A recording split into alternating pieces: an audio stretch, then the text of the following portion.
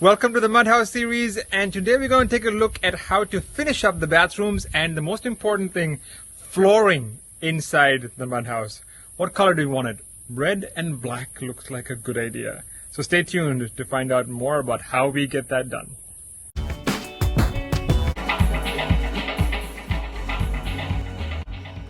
It is butterfly season in OurLand, so there's lots of butterflies around.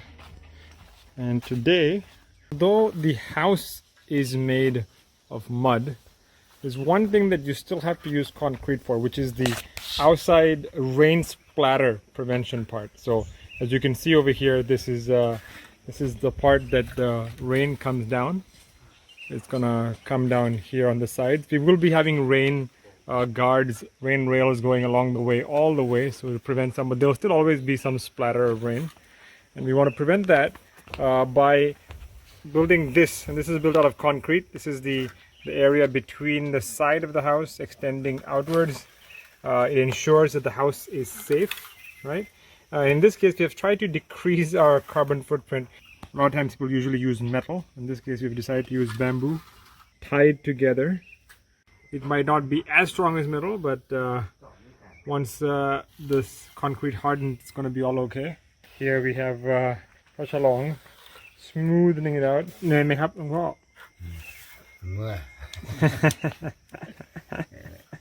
So this is the cement that's going to go into the floor, but it's not black enough, it's dark gray.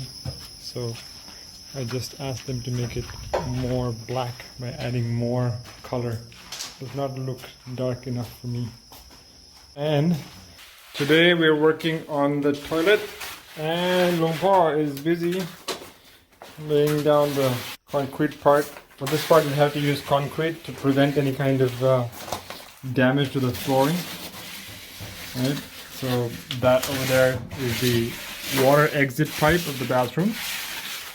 Over here you have the toilet, the pipe where the toilet is going to go down, and right over here you have where the sink is going to come up, right over here.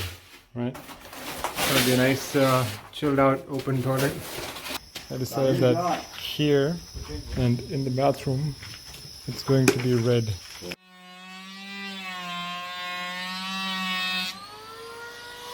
So one of the issues we have is that our door here is a little too small for that. So basically we got to make it a little thinner so we can fit the door in there. So over here we have Pimong.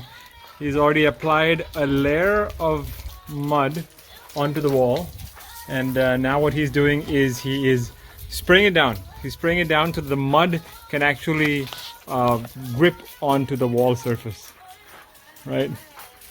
If you remember in the beginning of all this, you could actually see the bricks. You can see the bricks over here. You see the bricks, but now you can't see the bricks anymore. They've all been plastered closed.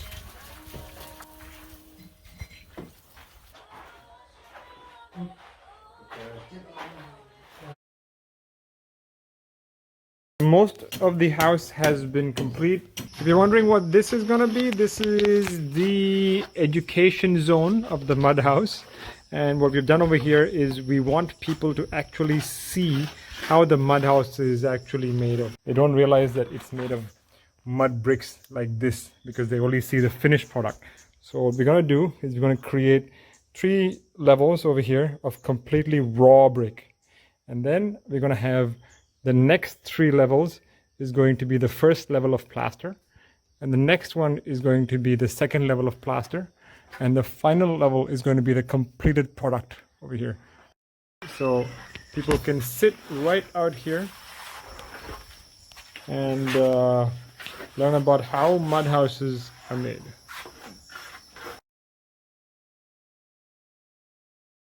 And now we are prepping the outside.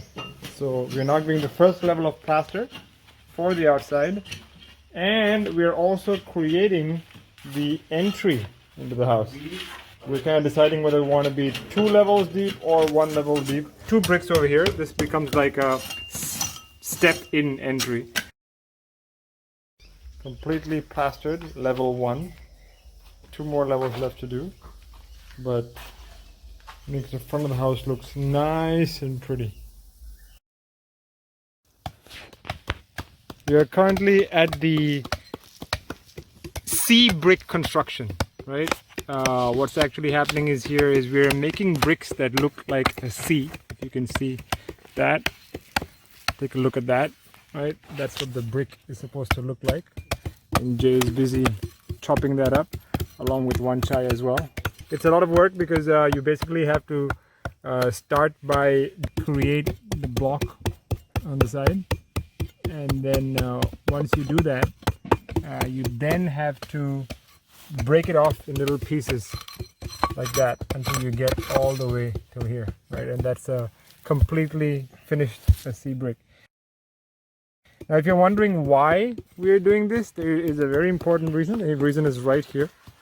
This is where the C bricks are being used by Pimong over here, creating a mud pillar. Now, this is a purely aesthetic addition to the picture. The metal pillar is already very functional. As you're looking at the C over here, this is first put up like this, and after that the next C is put this way and the other way. So over time they get stronger and stronger.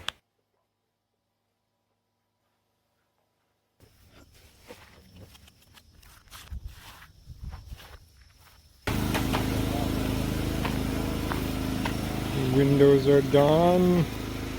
The door is done. Just about finishing up.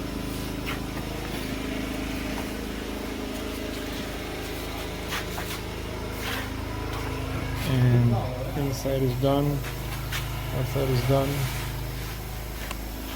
and the part that's newly done today.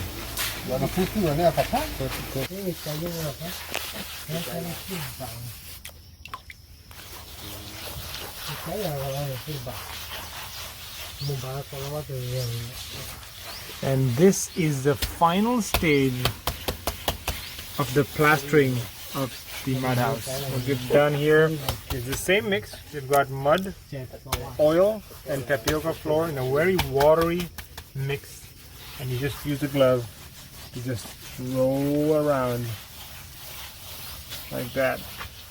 The only thing is that it takes a long amount of time. This is why you need a big group of people to get it done.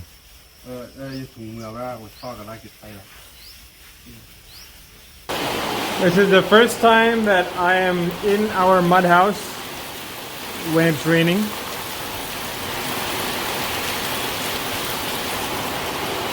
It looks so pretty. We end up getting some rain here.